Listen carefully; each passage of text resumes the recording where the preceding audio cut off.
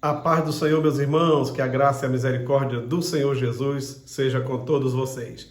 Sou o pastor Moisés Vieira de Lima e você está aqui no canal Boas Notícias e nós estamos com mais um subsídio para a Escola Bíblica Dominical, lição de adultos da Casa Publicadora das Assembleias de Deus, a CPAD.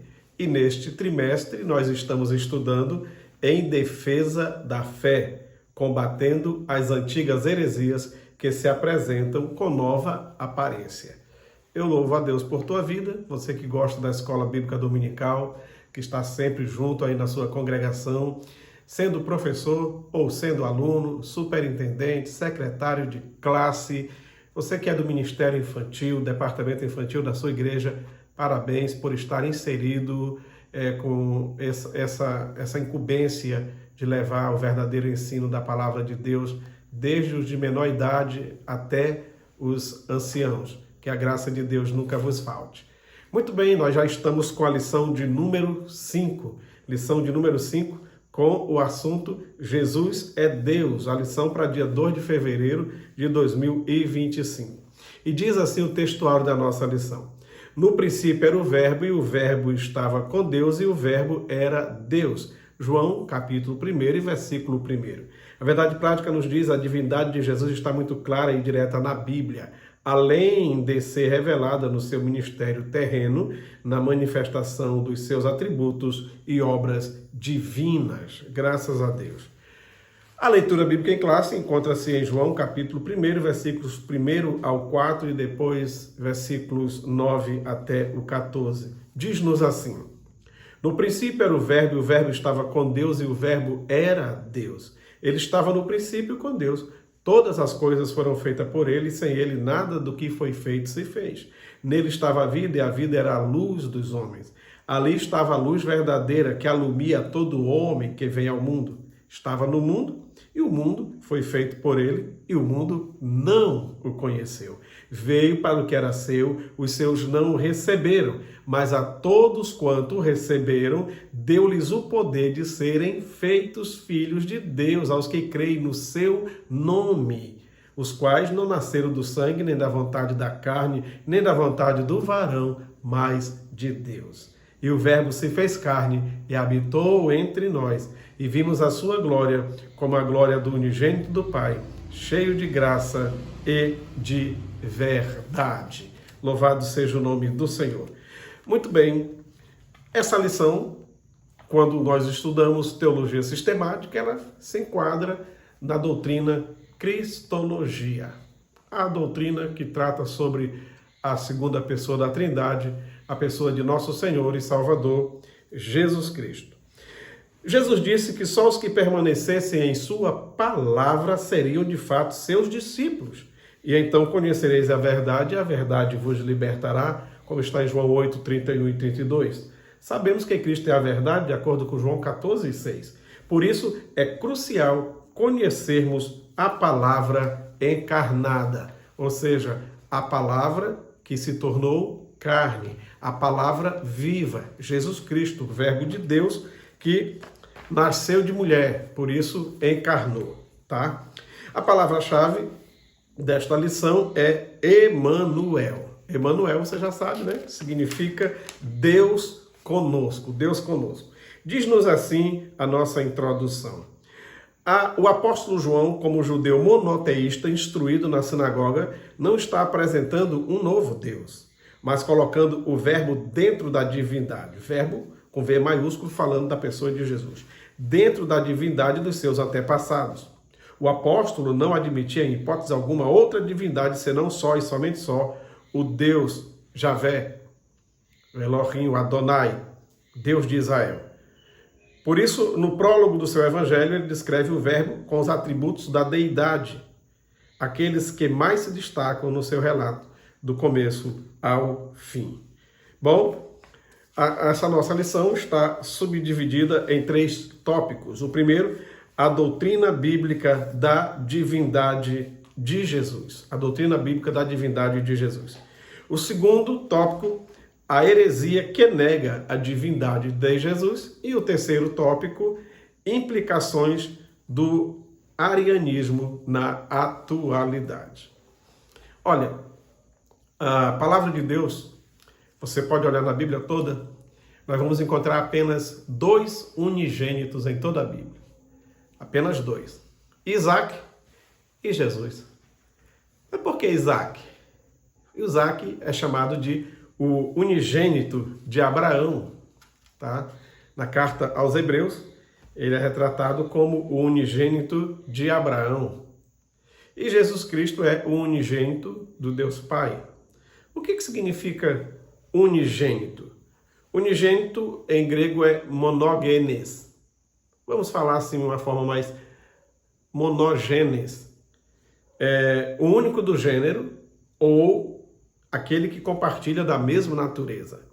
Nesse caso, Abraão teve antes de Isaac o Ismael e depois do Isaac teve outros filhos. Após a morte de Sara, Abraão casou-se de novo com uma mulher chamada Quetura e teve outros filhos. Porém, nenhum deles teve a mesma promessa. Nenhum recebeu a mesma autoridade espiritual. Para nenhum desses outros filhos de Abraão, nem Ismael, que veio antes, e nem os que vieram depois, foi passada a promessa. A promessa que Deus deu para Abraão passou somente para seu filho Isaac. Só Isaac herdou as promessas espirituais de Abraão, seu pai. Nesse sentido, apenas ele, de todos os filhos de Abraão, apenas eles compartilhavam a mesma natureza espiritual que Abraão. Nesse caso, ele era o unigênito, o único do gênero, dentre todos os filhos, o unigênito de Abraão. Assim como Deus tem muitos filhos, até os anjos são tidos como filhos de Deus, você e eu somos filhos de Deus, mas apenas Jesus tem a mesma natureza que o Pai. Apenas ele é Deus também. Apenas ele tem em si todas as características da divindade, certo? Por isso ele disse, eu e o Pai somos um. Então, quais os únicos que nós temos na Bíblia chamado de unigênito? Isaac e Jesus Cristo, certo? Muito bem. Em João 8,58 diz, disse-lhe Jesus, em verdade vos digo, que antes que Abraão existisse eu sou. Estamos dizendo que Jesus é Deus. E quando você vê essa expressão, eu sou, lembra-se de Moisés? Quando Deus o chamou para uma grande missão, e ele disse, Senhor, eu vou lá no faraó, vou dizer que Deus me mandou, e quando ele perguntar qual é o nome desse Deus, o que é que eu digo? Aí Deus disse isso para ele. Diga que eu sou, enviou. Pronto, eu sou. Que não seria bem essa a tradução mesmo do hebraico, mas tudo bem, essa é que nós costumeiramente conhecemos. E Jesus Cristo diz, em verdade, vou dizer que antes que Abraão, o pai da nação, que os judeus tanto tinham orgulho de ser descendente de Abraão, aí Jesus vem dizendo que antes que Abraão existisse, eu sou. Usa a mesma expressão que um dia o pai falou para Moisés, quando ia falar com o faraó, certo? Essa é mais uma prova da divindade de Jesus. Bom, quando Jesus veio nascer de Maria, ele precisou desvestir-se do esplendor da sua glória para poder o útero, o ventre de Maria suportá-lo. Senão ela não suportaria se ele viesse na sua glória e esplendor. Por obra e graça do Espírito Santo, Maria concebeu e Jesus Cristo nasce como homem, certo? Só depois que ele morre e ressuscita é que ele de novo é revestido daquela glória que ele tinha um dia. Tanto que uma mulher chegou perto para tocar e ele, opa, não toque em mim agora não, que eu estou sendo glorificado. Eu gosto de imaginar que naquele momento que Jesus estava recebendo aquela glória de volta, se aquela mulher tocasse nele, provavelmente ela viraria carvão ali, morreria torrada pela descarga do poder que Jesus estava naquele momento recebendo e fluindo ali no seu corpo. Naquele exato momento. Por isso que depois ele disse, é-me dado todo o poder no céu e na terra. Bem, mas um dia ele teve que desvestir-se da sua glória e essa doutrina chama-se doutrina da kenosis. Kenosis ou do kenosis, que significa esvaziamento, que foi quando Jesus se esvaziou de boa parte das características divinas para poder nascer no ventre de Maria. Todavia, porém, algumas características da divindade, alguns atributos, Jesus não abriu mão, mesmo estando como homem. E eu quero mostrar, listar aqui algumas dessas que também são provas de que ele, enquanto homem, continuava sendo Deus. Por exemplo, nascer de uma virgem, além de Jesus Cristo, alguém mais nasceu? Hoje é possível, mas in vitro. Se pegar o óvulo da mãe e fecundar in vitro e depois devolver esse óvulo fecundado para o útero de uma mãe virgem que nunca se deitou com um varão, a virgem pode conceber, mas dessa forma, pela vontade do homem, porque existem 4 formas de nascer, de acordo com João capítulo 1, da vontade do homem, da vontade da carne, da vontade do sangue, mas existe uma que é da vontade de Deus, certo? Na vontade do homem e do sangue é possível o ser humano controlar, mas a vontade de Deus, só Ele é capaz de fazer esse nascimento, que é o novo nascimento em Cristo, mas também o nascimento virginal de Jesus através de sua mãe terrena, Maria. Tá? Então, nascer de uma virgem, sem interferência humana, por obra e graça do Espírito Santo, somente Jesus. Então, essa é a primeira característica que eu quero aqui alistar. Segundo, saber os pensamentos das pessoas. Jesus estava na casa de um homem que ele convidou para ir lá comer com ele e quebrou todo o protocolo, aquele moço quebrou todo o protocolo que costumeiramente se fazia, não lhe lavou os pés, não lhe deu um ósculo na face, apenas recebeu Jesus ali, não derramou óleo na sua cabeça. Aí entrou a mulher chorando, desesperada, beijou os pés de Jesus, enxugou com lágrimas, lavou com lágrimas, enxugou com os cabelos, e aquele moço no seu coração estava reclamando aqui, até duvidando de quem era Jesus. E Jesus naquele momento o repreendeu. E ele, não, Senhor. Jesus disse sim, você estava aí pensando, arrazoando no teu coração. Então, essa capacidade de saber os pensamentos, só Deus pode fazer isso. E Jesus, enquanto homem, durante o seu ministério, ele podia fazê-lo. Terceiro, perdoar pecados. A gente perdoa aqui a ofensa. Eu digo, tá bom, meu irmão, tá perdoado e tudo. Agora, quem apaga o pecado, quem lança, no fundo do mar, quem lava mesmo do pecado para tornar o homem propício diante de Deus, somente o sangue de Jesus. E Jesus é o único que pode perdoar pecados, dizer, filho, teus pecados estão perdoados. Eu posso até dizer para alguém com essa boa intenção de que ele seja perdoado, mas não que eu tenha poder, homem algum na terra tenha capacidade, meu filho está perdoado, você está perdoado, você não vai para o inferno porque eu estou lhe perdoando todos os teus adultérios, todos os teus crimes, todas as tuas blasfêmias, está perdoado aí, você vai direto para o céu. Nenhum ser humano pode fazer isso. Perdoar pecados é coisa de Deus e Jesus podia fazê-lo. Quarto, receber adoração. Nenhum homem pode. E quem se meter a besta para receber adoração, o final dele é o lago de fogo, certo? Mas a mulher Ciro-Fenícia chegou aos pés de Jesus e adorou quando foi clamar por misericórdia por sua filha. E Jesus não reclamou com ela porque ela estava o adorando, certo? E em algumas outras situações, Jesus recebeu adoração e ele recebeu por quê? Porque só Deus pode ser adorado. Essa é mais uma prova da sua divindade. Quinto, entregar o espírito e morrer. Imagine alguém dizer assim, cansei de viver, eu quero morrer. Pai, em tuas mãos entrego o meu espírito.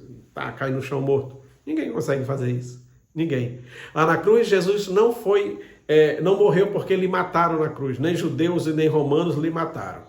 Os judeus deram a sentença, crucificam, e os romanos executaram a sentença. Mas quando foram quebrar as pernas de Jesus para ele morrer logo, antes que o sol se pusesse, ele já estava morto. Porque ele disse, Pai, em tuas mãos entrego o meu espírito. Ninguém é capaz de fazer isso e morrer, certo? Então essa é mais uma prova. Sexto, ressuscitar, voltar a viver sem interferência de ninguém. Lázaro teve a interferência de Jesus. Tá? A meninazinha que a gente não sabe o nome, Jesus chegou, falou em aramaico, acordando a Talita Cumi, menina, levanta, e ela voltou a viver por interferência do Senhor Jesus. Um dia jogaram um moço em cima dos ossos de Eliseu e aconteceu um milagre ali, certo?